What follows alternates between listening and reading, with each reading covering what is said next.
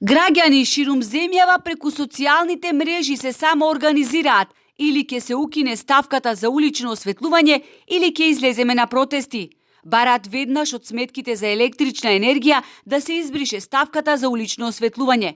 Штедењето со гаснење на улично светло е еднакво на кражба, бидејќи плаќаме за услуга која немаме, реагираат граѓаните, а ова се само дел од коментарите на социјалните мрежи. Сакам сметка за струја на која ќе пишува само колку струја сум потрошила и колку да платам, а не да читам Зографско евангелие во неа. Ова не е штедење, ова е грабеж на граѓаните кои плаќаат струјата за улично осветлување и тоа многократно повеќе од колку што добиваат таква услуга. Ги претворија населените места како гробишта. Стари лица, инвалиди, деца млади не гледаат каде одат. Наутро во 5 часот излегуваш за на работа. Црна темница, кучиња ќе не изедат. Веднаш да се вклучат уличните светилки, во спротивно ќе следат тужби до надлежните судови.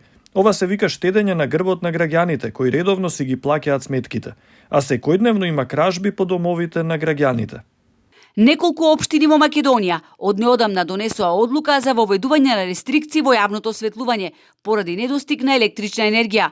Она што е многу интересно во целата оваа ситуација е износот на комуналната такса за јавно осветлување, која граѓаните ја плаќаат во ист износ како и во период кога немаше воопшто рестрикции во јавното осветлување, појаснува струшкиот адвокат Глигор Ќатовски, кој веќе реагираше до належните институции, бидејќи Струга е една од градовите каде во вечерните часови е црна темница.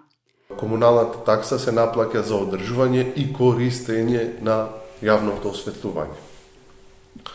Со оглед на горе наведеното, а со цел вистинска заштеда на средства на граѓаните, на општина Струга и на другите општини во државата, сметаме дека треба да се донесат одлуки со кои што сразмерно ќе се намали износот за наплата на комунална такса за јавно осветлување за периодот, односно процентот на денот за кој што траат рестрикциите.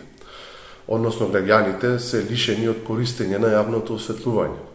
За ова Ќатовски до општина Струга достави управен приговор, а ќе иницира и градските советници да расправаат за уличното осветлување. И додека стружани немаат улично осветлување, новата зграда на општина Струга е целосно осветлена 24 часа, дури во неработни денови, реагираат советниците од редовите на ВМРО ДПМНЕ.